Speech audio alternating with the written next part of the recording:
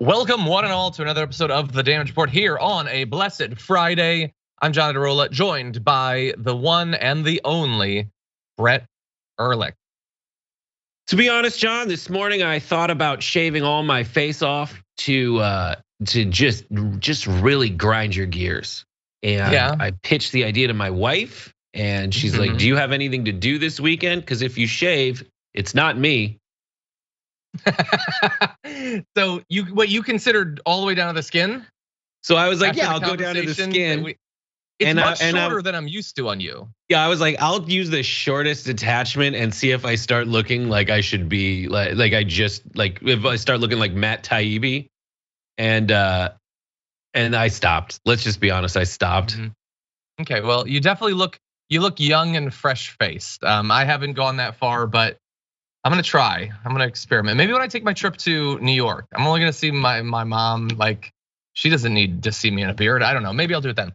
Anyway, what was grinding my gears was we were trying to identify this particular Woody Allen movie before we went live, and I opened up a list of the top 25 movies or whatever, and it took long enough to load that once you started talking, some embedded video was screaming at me, and I was like, "Am I going insane? What is this?" And just to fill in all the blanks, John was like, one of my role models in life is Woody Allen, and despite his films, which I'm not really that into, his lifestyle is really what jibes. Yeah, I didn't say either of those things. I said that I have seen like 3 of his movies in my life. Anyway, stop trying to get me in trouble. We're gonna do that ourselves in our commentary on the news, of which there is much and interesting. Thursday Night Massacre happened last night. I was live participating in that. We'll be talking about that in just a little bit. Yesterday on the show, we made fun of Donald Trump for his digital trading cards, and that was fun. But maybe even more fun is gonna be the right making fun of Donald Trump for it. So we're gonna engage in that. We're gonna talk about smears against Katie Porter, a little bit of justice in a particularly egregious incident of police brutality, or at least a step along the way. Madison Cawthorn's developing legal trouble, and of course we'll be closing out the aftermath with our garbage people of the week. You can join Trashy here, equipped for winter conditions, and I got a good one.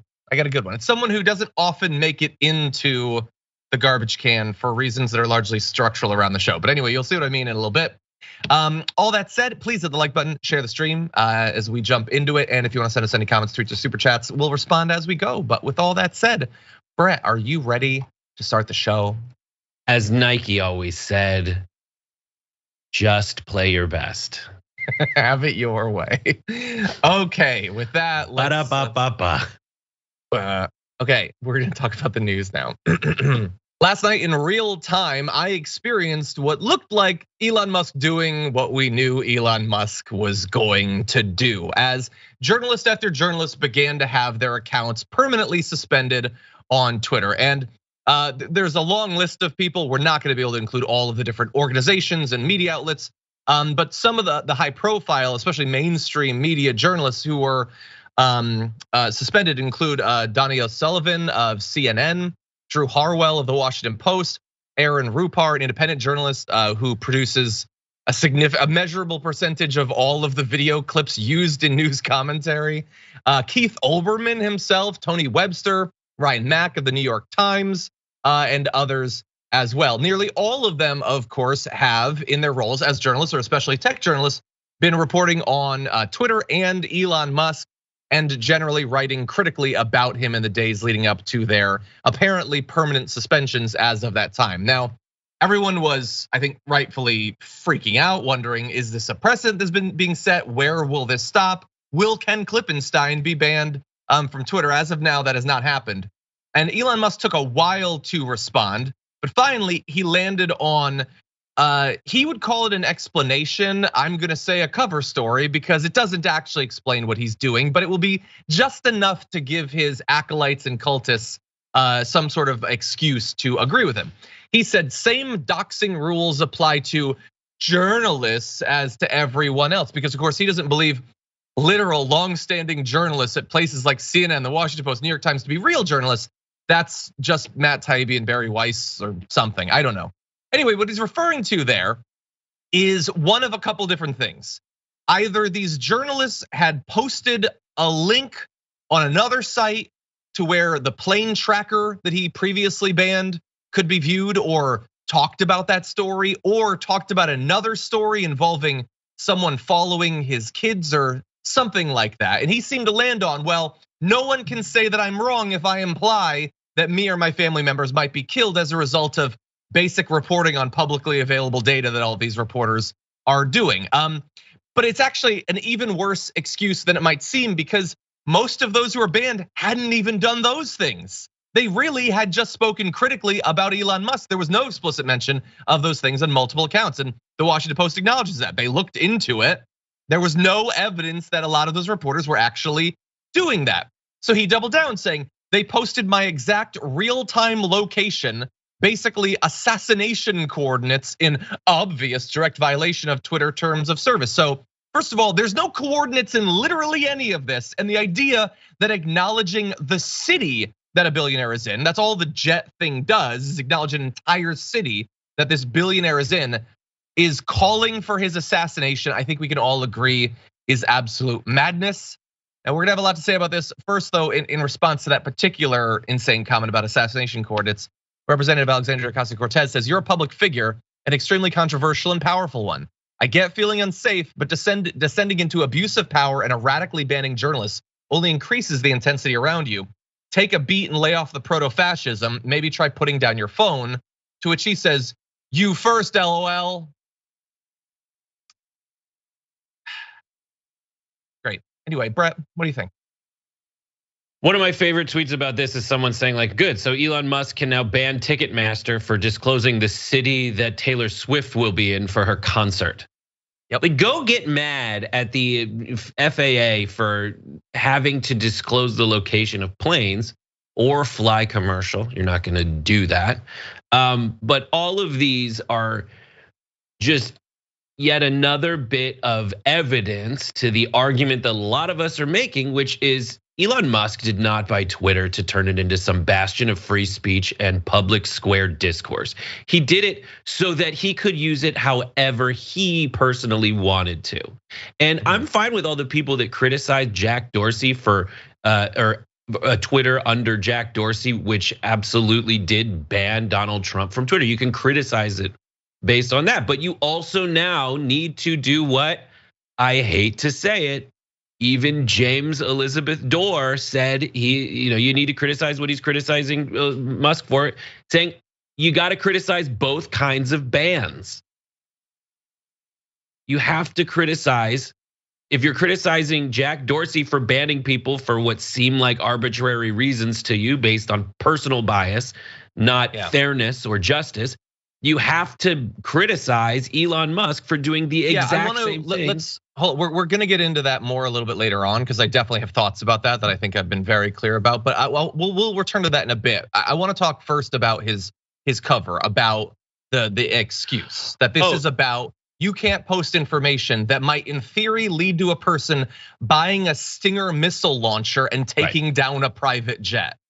When, by the way, Elon Musk has been very clear that he doesn't believe things like Charlie Kirk and libs of TikTok elevating individual second grade teachers and then sending their band of people to destroy their lives and send them death threats. That isn't a personal threat, but acknowledging the city that the richest man in the world is in is a personal threat. They're demonstrating, by the way, the right, because they all agree with his argument here. They all accept, oh no, totally. Posting that information that even Elon Musk said he wouldn't ban a person for, it was not a threat at that point. Now, it's such an obvious threat that instantaneously everyone needs to be banned. They get that in theory, there's a risk to people that can come about as a result of advocacy on Twitter, but it's not a general principle that they suddenly understand. They're not going to call for people who call for violence against individuals or politicians to be banned. There's no general principles here. They selectively like Elon Musk and they agree with whatever he does. So let's be clear about that. Yeah, and also in terms of, if we're trying to apples this, a second grade teacher, you say what city they're in, you say what school they're at. That's it. Like, people can do the exact same amount of personal investigative work to find out where that person is. You can do all of that stuff. Yeah. It's just not fair. And and more evidence to that effect is that this guy said explicitly previously he would not ban the person who is tracking his jet, the individual who's doing it. So that was a lie. And also, he banned Matt Bender permanently, it seems, from Bender's account. And Bender did not share in any way the location of Elon Musk. Neither did Donnie O'Sullivan, the guy who essentially his whole claim to fame as he goes to Trump things is like, is Trump good? And ask people questions, and he just does those fun like Michael Schur, David Schuster field pieces. And even he didn't disclose the information. All he did was say there's no police report yet on this event that Elon Musk says happens. All of and that how that is a danger to Elon Musk, no one understands. No, it's not a danger to Elon Musk's personal safety. It's a danger to his ego. He's upset. Maybe he did go through a traumatic experience, and that is affecting his policy making going forward, if you could call it that. But it's absolutely not policy. It's whim. It's whims. That's all it is. It's just whims.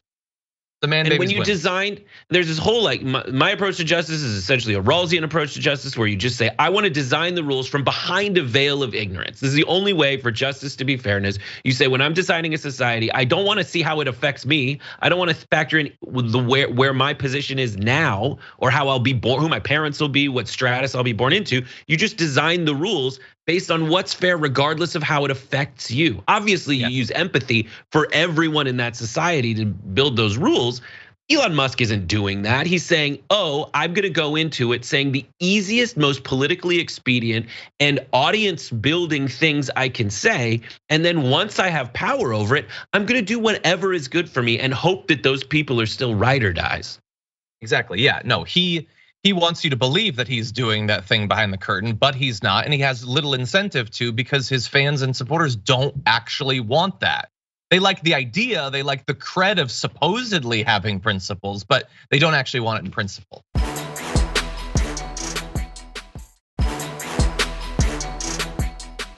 I want to turn now to a little bit more of the developments from last night. As the Thursday Night Massacre was developing, Elon Musk did what he normally does, do a little sham poll to supposedly lend support to whatever his whim is at that particular moment. So he had suspended a ton of journalists, lied about why he suspended them, and now needed to justify it because people were furious.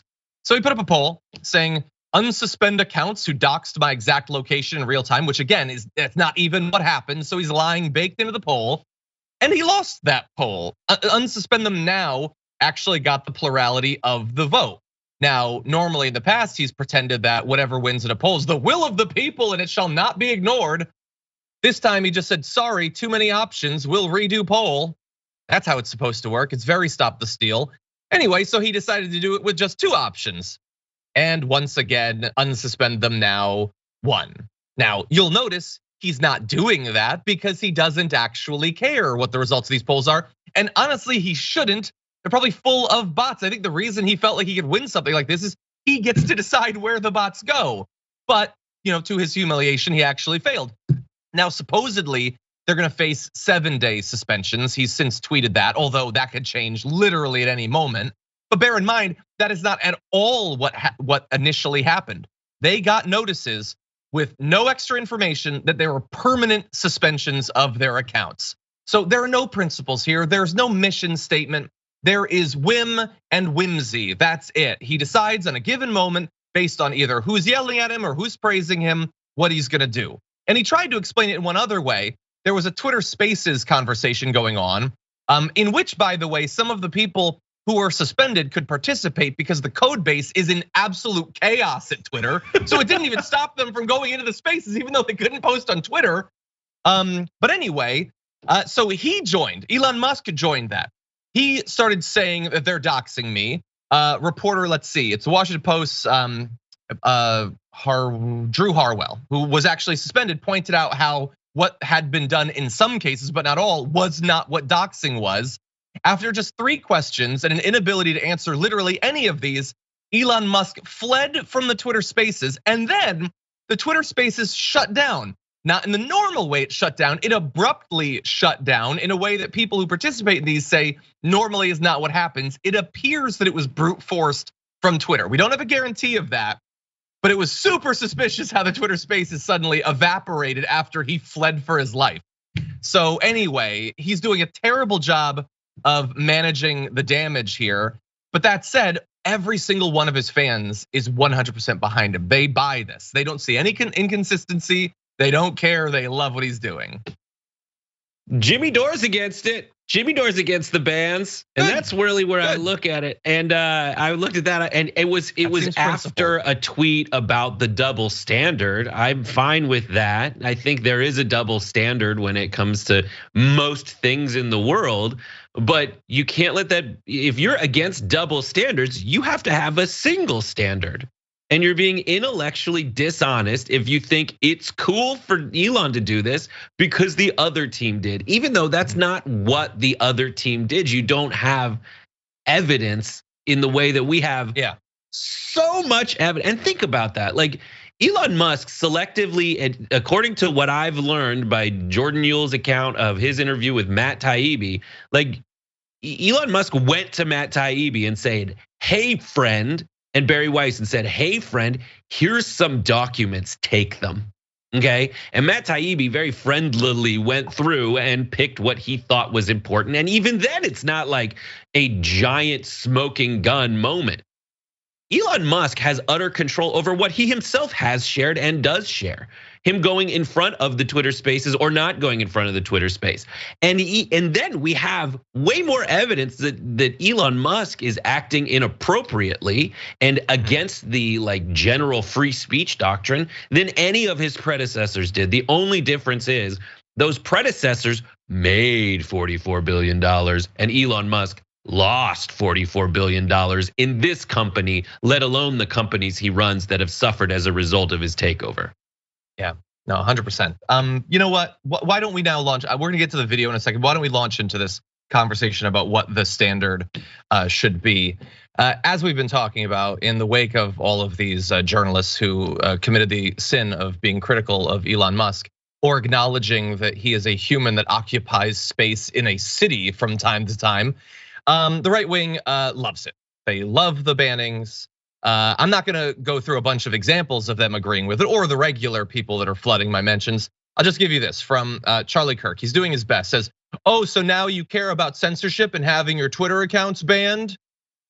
Because from his complete lack of ability to critically engage with any of this, it's the same thing. I mean, some people were banned, very few people on the right over the course of literally years, despite coups and all of that, and hate speech and brigading and all of that. So that happened, that's a thing. And then in one very short period of time, many journalists were banned for supposedly violating things that they didn't actually do. And that's the same thing. And so if you are on the left or whatever, if you're a CNN viewer and you have a problem with that, then you're the exact same thing as a right winger who believe conspiracy theories about shadow banning or whatever. There are some issues with that. So first of all, as Brett said earlier in the show, it's not actually the same thing. Like if you're literally calling for violence versus someone who says, like I don't even know what some of them are claimed to have done. I don't know what Matt is even claimed to. It's not the same thing. That is not actually the same. You should be able to acknowledge that. But much more importantly, I have said from the very beginning, it's a private company. None of this has anything to do with the First Amendment, okay? Very clearly, Twitter back in the day could do whatever it wanted. And I wanna be clear, Elon Musk can do whatever he wants, which is why you'll notice Charlie Kirk or whoever, no one is saying, oh, these people were banned and so Musk should be sent to prison. No one is saying that. What we're saying is your principles that you claimed to live by are a fiction. It's made up. You don't actually have those principles, okay? You do actually believe that whoever's in charge can ban people if they want to. You just disagree about why they should do the banning.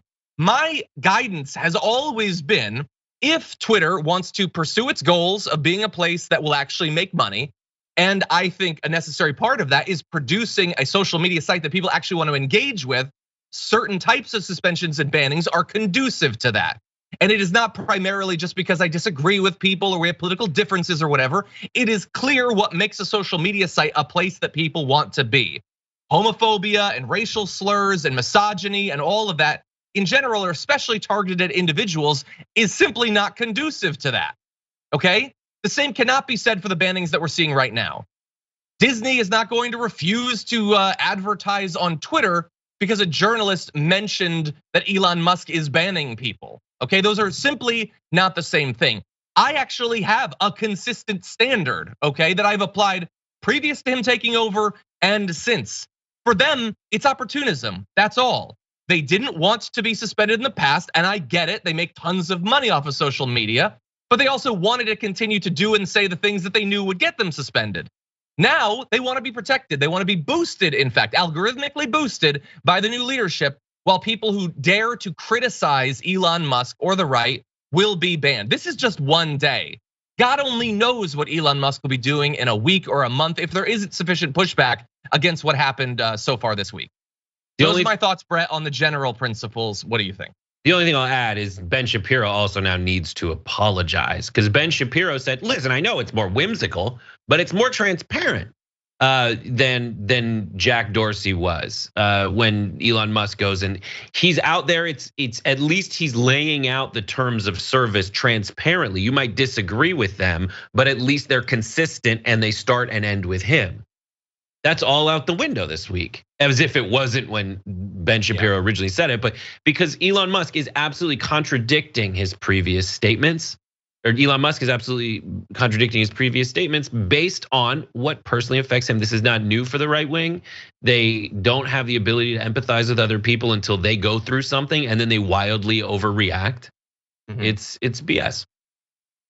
Yeah, 100%. And look, I honestly, I didn't look up what it's possible that Ben Shapiro could say that this was wrong. I don't know. He likes to occasionally differentiate himself from the others, and he should. They've produced like 30 clones of him. He kind of desperately needs to differentiate himself, but it's looking like we're not going to have that in this case. And again, by the way, the terms of service were clear before. They just didn't like what violated the terms of service, to be clear. And again, you can't just make up. He's making up rules and then banning people who don't violate them, which again is not the same thing. And also in terms of it being more transparent to actually ban people than to shadow ban them, I don't know why I need to remind people yet again, but Elon Musk has in the last month repeatedly said that he's going to be engaging in shadow banning, explicitly shadow banning people. So I don't understand why that isn't a bigger part of this conversation. In any event, I noticed also this morning, Ben Collins has been suspended from appearing on MSNBC and NBC News as a result of his commentary on this topic having to do with Elon Musk, when he is explicitly a reporter on the beat of misinformation and this fear, especially in social media. So CNN has said that they're going to be reevaluating their relationship with Twitter. On the other hand, NBC seems to be, I don't know, wanting to send signals to Elon Musk that they're going to play ball. It's certainly looking like that at this point. I think it's insane. None of this makes any sense. I think a lot of people are doing the like, we'll wait and see situation. There was CBS said we're gonna not engage in Twitter till we know what the hell's going on, and then they came back. I think it was CBS, one of the major network news. They're gonna come back. They have to come back. Just if you have embedded journalists with terrorist groups, you can also just have somebody doing your Twitter handle. You gotta monitor it. Like, you gotta monitor it. You're a news organization. What's really terrifying is Elon Musk saying there's no difference between journalists and regular people on that session that he rage quit, which is like, I know it's not a war zone Twitter, it just feels like it sometimes, but like there's a reason people wear press on their shirts, because we need to know. Yeah. And if you treat them just like anybody else, well, then you consider them enemy combatants and you're gonna essentially assassinate them. It's just so transparent. It's just sad because you mentioned this is the last thing I'll say. You mentioned opportunism. The people who are the main pundits on the right have goals. They do have values, but they'll never share their actual values with you. All they do is try to appeal to different sectors of society to get them on their side, and then advocate for policies that completely contradict everything they incentivize them with, and that will benefit those people that they lured in. People like Matt Taibbi, who said there's no comedy on the left because he just wants people to think he's funny when he's not. Yeah, but I will say, to something we've been talking about earlier, this week has been a great demonstration of both the carrots and the sticks from the new regime. So if you do positive coverage of them, you can get tons of money. Like those two independent journalists are making absolute bank from the increase in their Twitter following and all that, being instantly translated into Substack subscribers and everything. Oh, and also they're literally never going to be banned because they play ball with Elon Musk. That is what journalism is to him. Something that protects him, helps him, never criticizes him.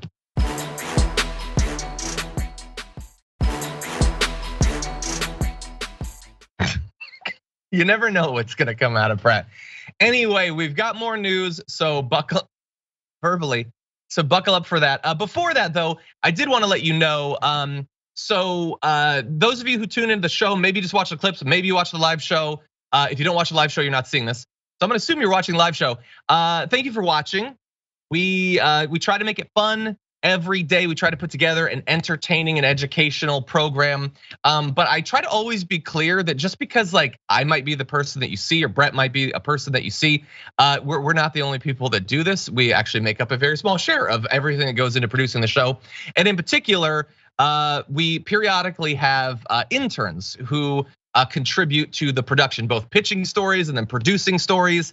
And regrettably, while I would love to keep all the interns permanently, they leave and they go on to better things and bigger things, and sometimes return, which is really exciting. And unfortunately, today we see the end of the tenure of an awesome intern, Carlos, who has been regularly participating, multiple shows per week, suggesting stories, making sure that we see things that we wouldn't otherwise, and then producing stories. And in fact, produced a block on the show today. So I just wanted to hail Carlos for your service. It's been much appreciated. I'm sure you're going on to amazing things after this. Oh, and if you want to be an intern, go to tyt.com/careers to apply. Current and recent college we'd love to have students. You. Love the shout outs I'm seeing in the chat now for Carlos as well. Okay, and by the way, when we get to Carlos's story today, I'll let you know about that. For now though, let's have a little bit of fun and jump into this. Hello everyone, this is Donald Trump. Hopefully your favorite president of all time, better than Lincoln, better than Washington. These cards feature some of the really incredible. Okay, I got it. I can't watch it again. Make it stop. Steve Bannon, huge supporter of Donald Trump from time to time, would have been perfectly happy to have Donald Trump be dictator for life, has found his line. He can't take the NFTs. And honestly, I get it. I've never felt closer to Steve Bannon before. But anyway, Steve has more to say about how depressing he finds this big announcement in this. This thing comes out, and this is whatever. And they said yesterday was going to be a big announcement. Look, I thought the announcement could be, people were coming to me, is he going to announce for speaker? Is he going to do this? Are there things he's going to do? What's this huge announcement? And quite frankly, if they had teased that it was the 6-minute video on getting to on free speech and getting to the destroying the ecosystem of lies and misrepresentations, that would have been huge. But we got this. We got this. Make it stop. That's been the tagline for the Damage Report since its inception, actually. Brett, what do you think? NFT stands for no for for Steve Bannon. Just like it's so good. This makes me so happy. For me, the one thing I think to myself is Steve Bannon's full of it. He never truly, ever, once in the world believed that Donald Trump was a perfect vessel who in Trump's core believed in all of these fascist principles explicitly from a strategic and theological almost standpoint. He knew, like, Trump is who he thought he was. And Bannon was the guy who was like leading him down the path saying, here's where to channel it. Here's our next move. Isn't it a great move? Because Steve Bannon also, he gets how to orchestrate that kind of stuff. But now he has no control over Trump. Trump is losing, very importantly.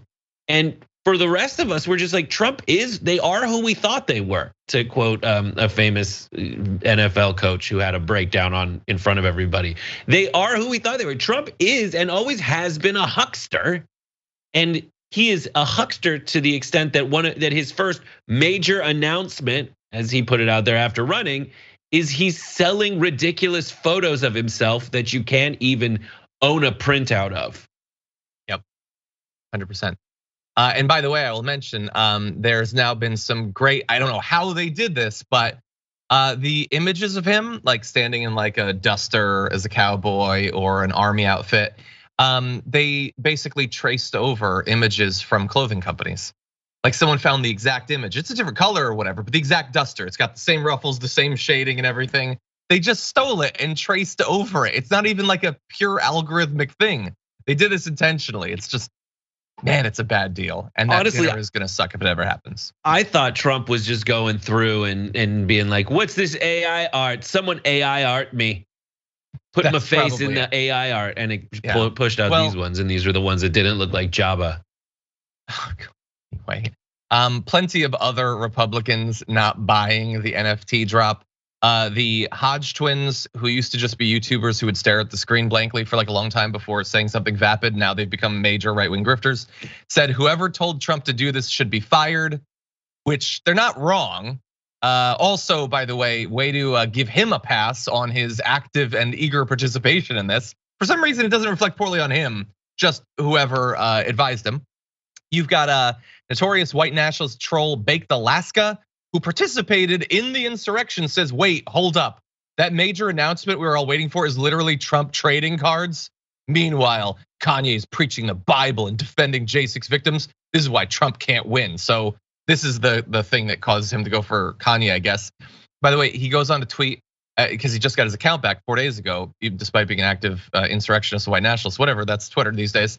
I can't believe I'm going to jail for an NFT salesman. Yeah, there's a bit of whiplash on that, but yeah, I don't know why the like 50 cons before the NFT didn't get through to you, but I'm glad that finally the NFT thing did. And it's not just right wingers, even Joe Biden having a little bit of fun with this, tweeting, I had some major announcements in the last couple of weeks too, and then talks about things like easing inflation, the Respect for Marriage Act, returning Brittany Griner home, gas prices being low, and all of that. So yeah, similar announcements, kind of comparable substantively. Any final thoughts, Brett? I just love it so much that Baked Alaska is mad at Donald Trump. And it's just that they are who we thought they were. He has always been this person. He's always essentially sold some version of a grift as ridiculous as NFTs. I would say, like, before you were just giving him money and not getting anything in return. He wasn't doing anything but like lining his pockets with it. At least now you get like a GIF. But they're not even animated. Yeah, I'd pay 99 for an animation of him as a cowboy, but not for a still image. Come on. Anyway, apparently they did sell out. That's what some people are saying anyway. So sure they are. I guess we shouldn't be shocked by. I mean, who knows, honestly? But no, people still give him money. If you donate $200, just donating $200, why not buy the NFT? I guess it's so pathetic. Anyway. Why don't we move on to other news, because the hour is unfortunately rapidly rolling past. The right wing has come for Katie Porter, and in the absence of a legitimate attack against her, they decided to just baselessly smear her as a supporter of pedophilia. Here's the form it came in. Ronnie Jackson, who used to be in charge of presidential health, now congressman, says Katie Porter just said that pedophilia isn't a crime. She said it's an identity. This is the embodiment of evil. The sad thing is that this woman isn't the only vile person pushing for pedophilia normalization. This is what progressives believe. But it wasn't just him. I don't even know if it was first him. This right-wing grifter was retweeted by libs of TikTok saying, Katie Porter says pedophilia isn't a crime, it's an identity. And that, look, legitimately, that's a shocking and scary claim, because I've supported her in so many areas. If she believes that pedophilia is just an identity, then that would cause me to really have to rethink my support for her and her whiteboards. But you'll be shocked to find out that's not at all what she actually said. What we're gonna do is prove it to you by showing not stripped out context-free video a few seconds at a time, but the full interaction that they're referencing in this clip. I wanted to start with Ms. Robinson, if I could. Your organization recently released a report analyzing the 500 most viewed, most influential tweets that identified LGBTQ people as so-called groomers. The groomer narrative is an age-old lie to position LGBTQ plus people as a threat to kids. And what it does is deny them access to public spaces. It stokes fear and can even stoke violence.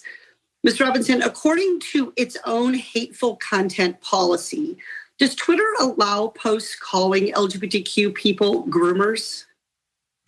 No, I mean, Twitter, along with Facebook and many others, have community guidelines. It's about holding users accountable to those guidelines and acknowledging that when we use phrases and words like groomers and pedophiles to describe people, individuals in our communities that are mothers, that are fathers, that are teachers, that are doctors, it is dangerous. And it's got one purpose. It is to dehumanize us and make us feel like we are not a part of this American society. And it has real life consequences. So we are calling on social media companies to uphold their community standards. And we're also calling on any American that's seeing this play out to hold ourselves and our community members accountable. We wouldn't accept this in our families. We wouldn't accept this in our schools. There's no reason to accept it online. So, I mean, I think you're absolutely right. And it's not, this allegation of groomer and pedophile, it is alleging that a person is criminal somehow and engaged in criminal acts merely because of their identity, their sexual orientation, their gender identity. So this is clearly prohibited under Twitter's content, yet you found hundreds of these posts on the platform. Yeah, whether it was actually prohibited at any point, it obviously isn't now. But what you just saw there was the full context. There is no reasonable person who can look at that and say that she's saying, oh, actual pedophiles? No, that's an identity. That is not what she is talking about. That is not who the expert that they brought on to testify is talking about. They're saying baselessly calling people groomers and pedophiles simply because they are gay is not acceptable. That should be outside of the bounds of reason. But unfortunately, trying to be reasonable, trying to act with compassion gets twisted by these right-wing grifters into her being okay with pedophilia or whatever it takes to get people to hate her. Brett, what do you think? The party trick of the Republicans, the Republican party trick, is to take a word that has a meaning, ignore that meaning, give it a new meaning, pretend that's the definition, and then just make ridiculous sentences that now make no sense if you knew the original meaning of the word.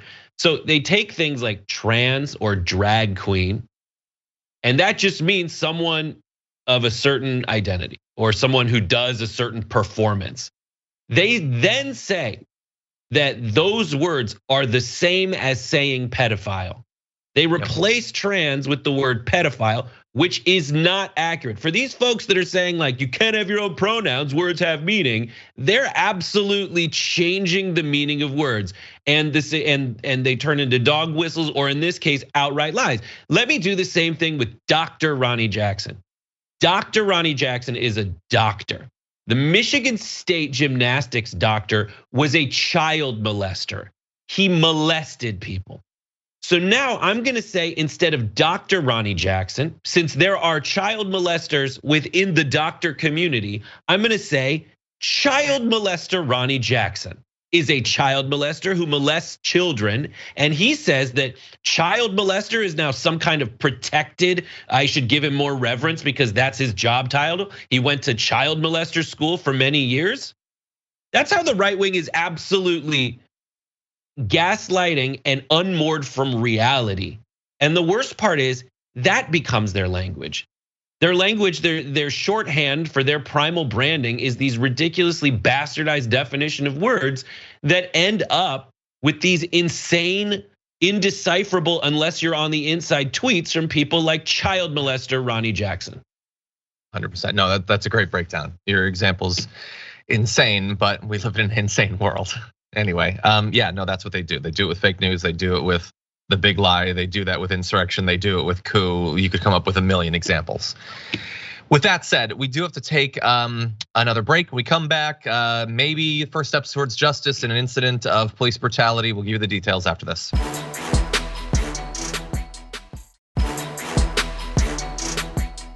Okay, everybody, we're gonna get serious for a little bit. We're gonna show you some video. It's gonna be a little bit hard, but let's jump into it. More than 3 years after the death of Ronald Green in the custody of the Louisiana State Police, finally charges are being filed. And when I saw this update, I saw the name Ronald Green and it instantly flooded back what that video was, how horrible the body cam footage of that incident was. And bear in mind, we're gonna show you a section of this. You understand the context. This resulted in the death eventually of Ronald Green. They hid this footage for 2 years while giving an alternate idea of what had led to this tragic death. So with that said, to understand the charges we're gonna talk about, here's the video.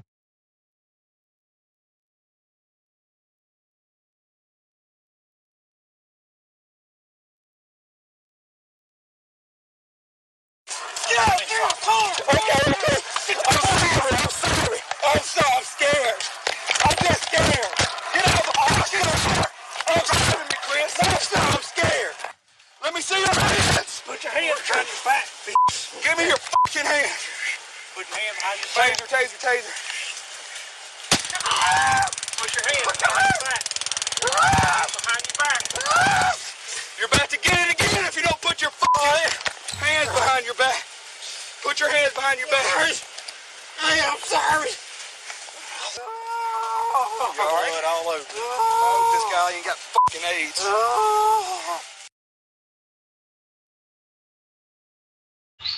We have had to process a lot of truly terrible video. That one still stands out as one of the worst instances. To hear a person yelling, "I'm so scared, I'm so scared. I'm your brother, I'm so scared." Those cops who did that, beating him, tasing him, all of that, when he is just desperately trying to comply. I don't know if you believe in the concept of evil, but it feels like that's what's there. That's what's driving those men. To hear someone telling you how terrified they are and for you to continue to brutalize them until they eventually die as a result of it is just truly evil. Now we have some charges. Took 3 years. The charges include a single count of negligent homicide for one of the 5 officers. Okay, 2 others were both charged with obstruction of justice. As we said, they lied about the incident, initially saying they maintained a story for 2 years that he died from a car accident. He fled them, died in a car accident. They knew they dragged him out of that car and brutalized him, but they lied. But they knew that they were wearing body cams, but lied about it for 2 years. So the family and friends of Ronald Green had no idea what had actually happened. They had to wait 2 years to find out. Some officers have been placed on administrative leave. One of the officers, Master Trooper Corey York, was charged with the most serious offenses, including negligent homicide and 10 counts of malfeasance in office. We have a brief statement from Ronald Green's mother, says they need to be held accountable because if not, you're condoning the killing of Ronald Green. You're okay with my son being murdered if you just give him a slap on the wrist. So I've been saying throughout the show, this is potentially a step towards justice, but despite the fact that now there are charges and that the video is just so absolutely brutal, so heart-wrenching to listen to, that is no guarantee that these people will end up in prison. Brett, what do you think? In these situations, the standard is that if you're a police officer, you have essentially qualified immunity from a lot of things because you're in the, it's a really difficult job, which I understand. It's very high stress, and that will, if you have that in mind as you're watching most videos, sometimes you'll say, okay, that was something that was within the realm of what I would do in that scenario. This does not seem to be one of those things. In these, this just seemed harsh for harshness sake. And then the other thing that I want to point out is the amount of time it takes for the semblance of justice to happen. And how long and drawn out the fight has to be, not only from the prosecutors, the grand jury, that process, but also from the family who is whose job is just to remind people that an injustice has been there in an environment where every incentive is to make something like this just go away.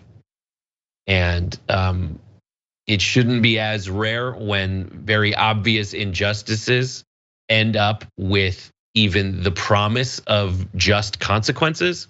But we have to take it to heart and remind us in those moments that sometimes the arc of history will bend toward justice or whatever. Yeah, that's what I have to say about that. Man.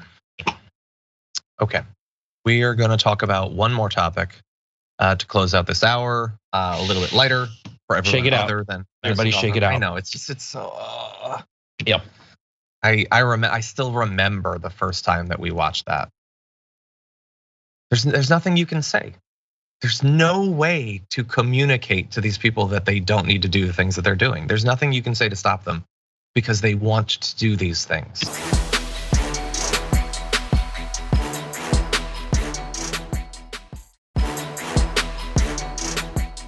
Anyway, with that said, let's jump into our last topic of the hour. Madison Cawthorn is done as a congressman, but his legacy in Congress is not done with him.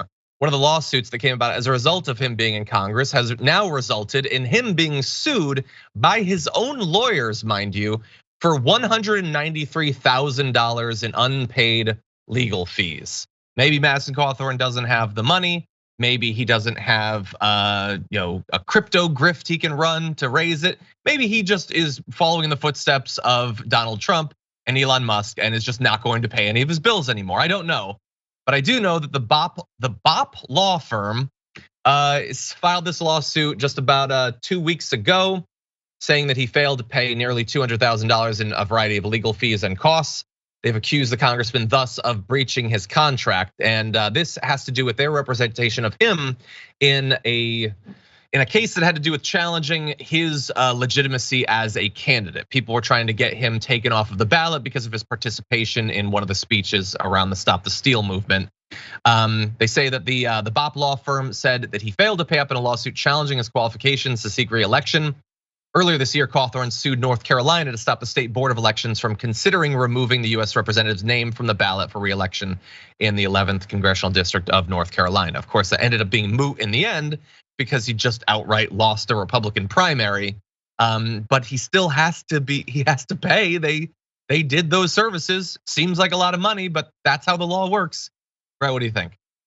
I love this, where everyone in the story sucks farts, as the happy half hour segment intro goes. This is a sludge of a human being, Madison Cawthorn, locked in a legal fight with the sludge law firm that was like, yeah, we'll represent that guy. We'll take the job. I love it. They're not getting paid. He's not paying anyone. They're suing him. He's gonna have to hire a lawyer for something that he's gonna potentially lose because it's as cut and dry as you didn't pay us for services rendered. And he doesn't have the pockets deep enough to just forever litigate this into a settlement in a way that will benefit him or at least net him out zero financially. Yeah, it's such an amazing fall. Like he, at that point, was the youngest person ever elected to Congress, beating out AOC. He wouldn't now be. Maxwell Frost is younger, but that's just, and he was able to do that despite no qualifications. Like he just became a member of Congress. He could have, if he had played his cards right, in 20 years, he could be the Republican nominee for president or whatever, maybe less, maybe 10 years. And instead, he gets embroiled in crypto scams. He throws wild accusations about sex parties, and already he's had a cool career and lost a cool career, and he's 27 or something. I don't even know. I think it's tempting to say things like he threw wild accusations because he is trash. What's hilarious to me, what makes it like a richer broth, a deeper flavor profile, is that those probably did happen, and he probably was invited to those things. So a thing I would potentially do, coupled with a bunch of stuff I would never do. That makes it. John doesn't like these, but it's a deeper character than most people would expect out of a clear Nobody villain. gets that inside Cardboard joke, but deep. anyway, Actually did. God damn it! Yes, you are right. That is, I was wrong. The accusations are probably true. It's the second thing I got wrong today. But anyway, we'll see what happens with this lawsuit, or him getting in trouble with the House Ethics Committee over crypto promotion, or a separate Stock Act violation. This dude's been busy, just not with serving his constituents.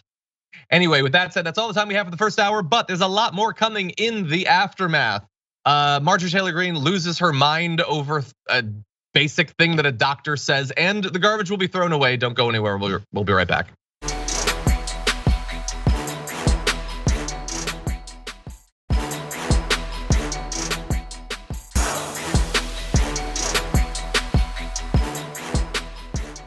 Thanks for listening to the full episode of The Damage Report. Support our work, listen ad-free, access members-only bonus content, and more by subscribing to Apple Podcasts at apple.co/TYT. I'm your host, John Adarola. I'll see you soon.